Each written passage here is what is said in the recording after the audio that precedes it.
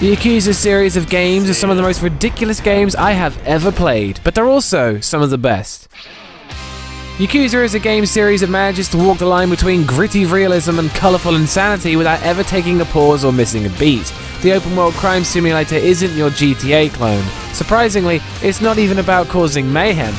I've recently fallen in love with this series and I'm just going to waffle on about it because it's really good, and that's that. Primarily set in Kamurocho and Tokyo, the Yakuza series sets itself apart from other games like Grand Theft Auto because it's not about shooting people and killing things for fun. When someone dies in Yakuza, it's a big deal. You don't attack pedestrians, you fight in self-defense. Admittedly a little viciously, but you never beat down someone who didn't have it coming. There's more of a moral compass involved in these games, and I at least always walked away from an encounter knowing that I'd done something right. But what makes these games timeless is the sheer amount of content and goofy transition from its story to the gameplay. The writing in these games is fantastic. You've got these complex stories of betrayal, loss, corruption, ambition. You've got antagonists you fucking hate, not because they're annoying or hard to fight, but because they're terrible people who have done terrible things and crush everyone on their way to the top. They're usually warped by their own ambition, and most of them turn out to be cowards in the end. On the other hand, you've got these protagonists like Akiyama, Majima, and of course, my boy Kiryu. I just can't help but like these guys for their unbreakable resolve, spirit and determination.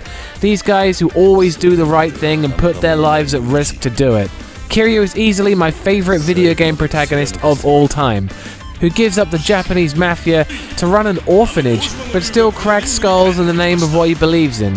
He's the legendary Dragon of Dojima and earned that title by being a total beefcake. The writing of these characters is so human as well. Kiryu gets nervous around cute girls, Majima has a soft spot for kids in trouble. It's the same for all the characters. They may be weird people, but they all have human traits that makes them relatable.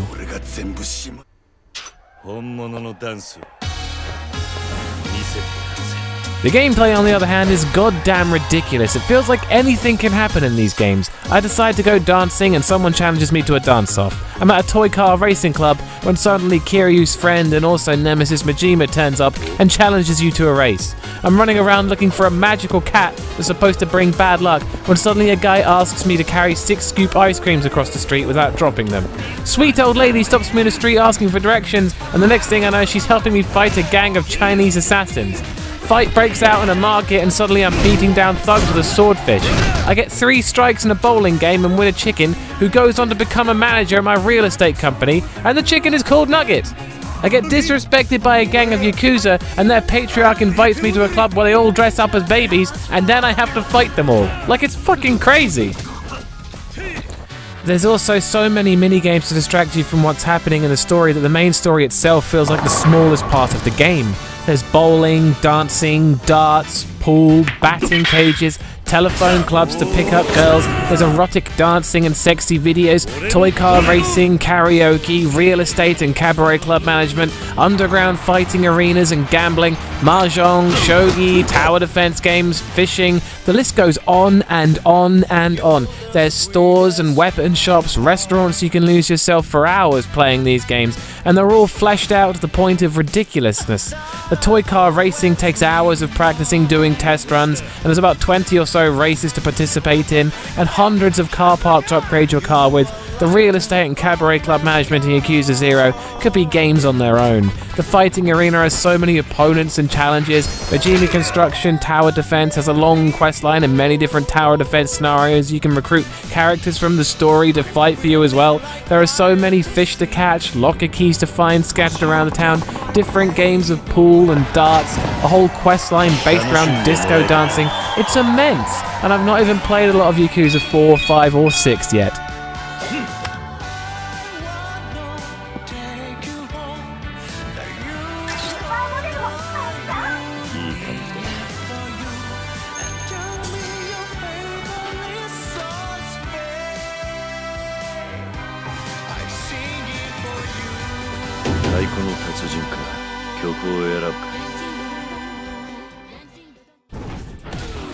Finally, I want to talk about the combat because, oh my god, is it fun. Each game does it a little differently, but the one thing they all have in common are the heat actions. Build up your heat gauge to unleash hell upon your enemy with some crazy move that's equal parts hilarious and painful.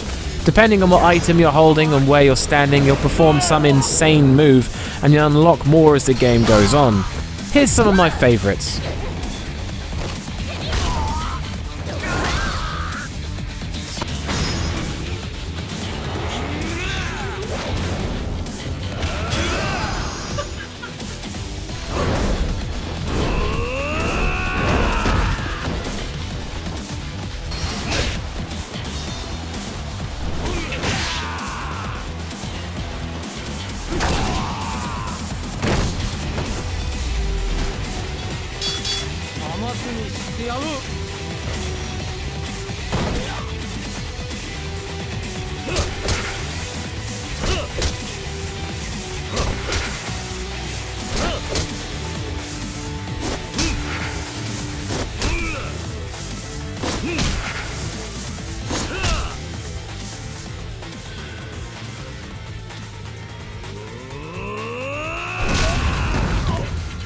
In Yakuza 0 and Kiwami there's fighting styles, and my favourite fighting style is the Beast mode, where you attack like a complete beast, picking up items way larger than you should be able to and smashing them into your enemy with explosive rage. But one thing they all have in common is the humble bicycle, the multi-purpose Yakuza tool for causing immense pain and anguish.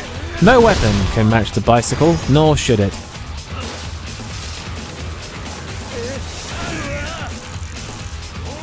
There's also RPG elements in the game too, so you can upgrade your character's health, moves, and heat actions, and then unlock other special bonuses with the completion points in certain games.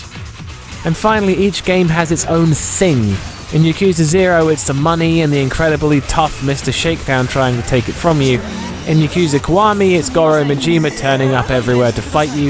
In Yakuza Kiwami 2, it's the extreme heat mode pushing your attacks into overdrive.